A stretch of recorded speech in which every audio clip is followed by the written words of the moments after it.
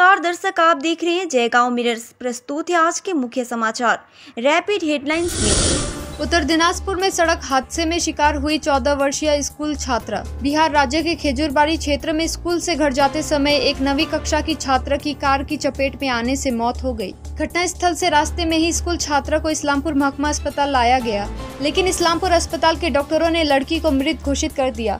परिजन आए तो पता चला कि मृत छात्रा का नाम सानिया मिर्जा, उम्र 14 वर्षीय है और उसका घर बिहार राज्य के खेजूरबाड़ी क्षेत्र में है। फाटक नहीं खोलने पर गेटमैन से मारपीट, अस्पताल में चल रहा है इलाज।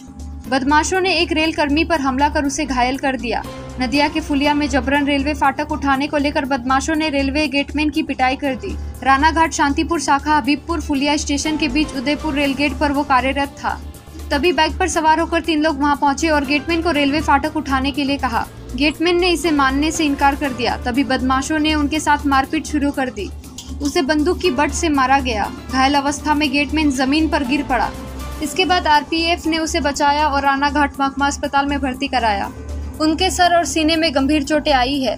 शरीर के कई हिस्से में टांके लगे हैं। रानाघाट आरपीएफ और जीआरपी जांच कर रही है। सिलीगुड़ी नगर निगम की ओर से कल मुंशी प्रेमचंद जी का 143वां जन्मदिन मनाया गया। सिलीगुड़ी नगर निगम की ओर से कल मुंशी प्रेमचंद जी का 143वां जन्मदिन मनाया गया। सिलीगुड़ी नगर निगम कार्यालय में डिप्टी मेयर रंजन सरकार ने कमिश्नर सोनम वांगड़ी भूटिया, चेयरमैन प्रतुल चक्रवर्ती, मेयर काउंसिल शोभा सुब्बा और रामभोजन महतो की मौजूदगी में मुंशी प्रेमचंद जी का 143वां जन्मदिन मनाया। सभी ने मुंशी प्रेमचंद जी की तस्वीर पर श्रद्धांजलि दी। सिलीगुड़ी नगर निगम ने आयोजित किया डेंगू जागरूकता कार्यक्रम। राज्य में बढ़ते डेंगू के प्रकोप को देखते हुए सिलीगुड़ी नगर निगम ने जागरूकता कार्यक्रम के तहत सिलीगुड़ी नगर निगम के डिप्टी मेयर रंजन सरकार ने 2 नंबर बोरो कमेटी के विभिन्न वार्डों में डेंगू जागरूकता को बढ़ावा दिया। उन्होंने कहा कि विभिन्न सर्वेक्षणों में पाया गया है कि विभिन्न घरों में जमा पानी में डेंगू मच्छर का लार्वा जमा है, इसलिए घर के मालिकों को इस संबंध में विशेष सावधानी बरतनी चाहिए। उन्होंने बताया कि सिलीगुड़ी नगर निगम सप्ताह में कम से कम 2 दिन जागरूकता रैली आयोजित करेगा।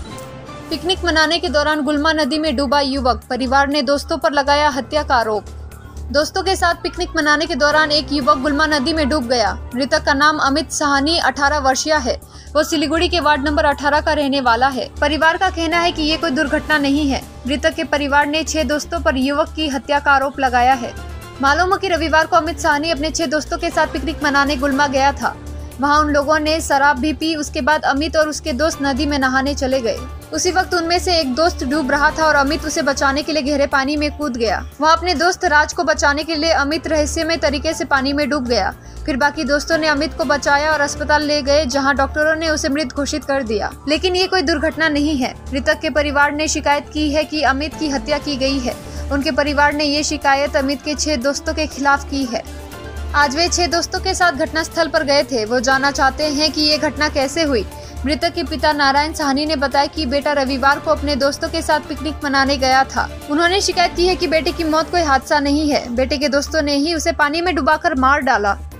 उन्होंने कहा कि वो पुलिस में शिकायत दर्ज कराएंगे। उधर शव को पोस्टमार्टम के बाद परिजनों को सौंप दिया गया। पुलिस पूरे मामले की जाँच में जुट गई है।